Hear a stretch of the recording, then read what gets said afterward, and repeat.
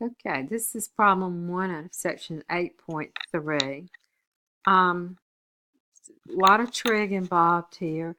All of these 4 angles are represented here. They all have the same reference angles. The only difference is the signs. Of course, in the first quadrant, everything's positive. In the second quadrant, sine's positive, but the cosine and tangent are not. Now, keep in mind that these are also the reciprocal angles of these 3 each time would not be considered, would be the same thing. And going all the way around.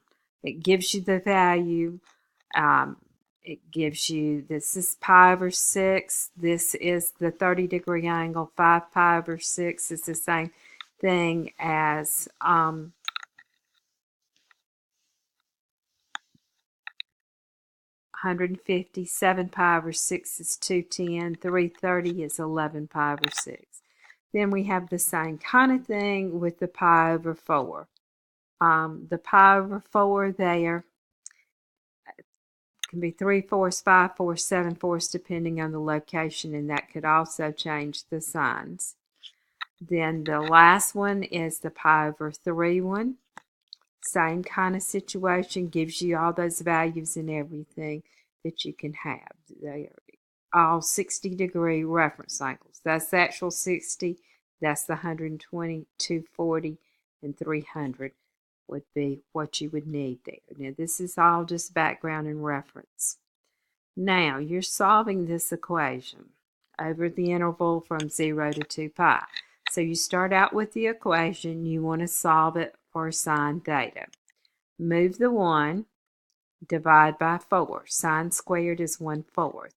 Take the square root of both sides, plus or minus the square root of 1/4. The square root of 1 is 1, square root of 4 is 2.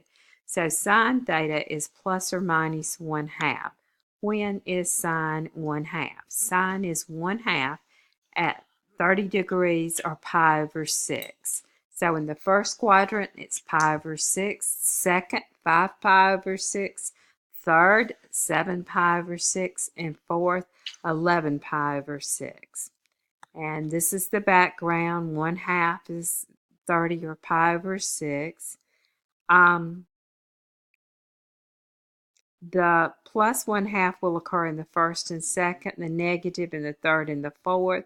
In the second quadrant, if pi over 6 is your reference angle, you subtract it from pi and you end up with 5 pi over 6. Third quadrant, you add it to pi, you end up with 7 pi over 6. And the fourth quadrant, you subtract it from 2 pi. A full circle subtracted. 2 pi is the same thing as 12 pi over 6, and if you subtract 1, you get 11 pi over 6. The graph and the page up above is just simply for background, but you can read it off that too.